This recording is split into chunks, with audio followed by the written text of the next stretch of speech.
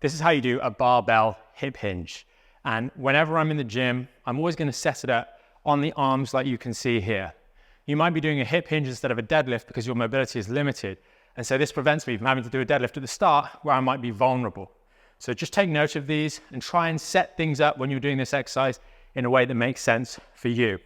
I would always personally take a double hand under grip because it's also going to be the position where you align your posture best, and you're also going to use your grip strength as a limiting factor. So it's going to slow the rate at which you increase the weights you're using.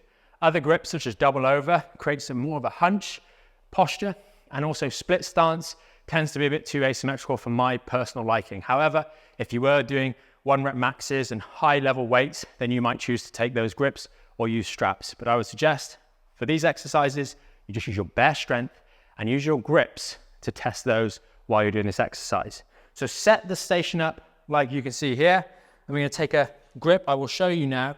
Engage our spine before we come off the rack. Tighten everything around the core and just simply lift up to the starting position.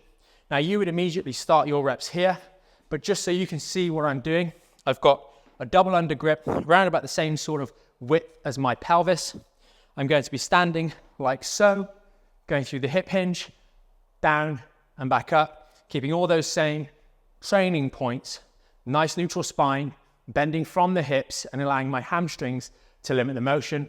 And when I'm done, I would then go and put the weight back on the rack with a little bend of the knees, keeping my spine nice and tall, because I'm probably quite fatigued at the end. So what we're going to do is we're going to do 10 reps together.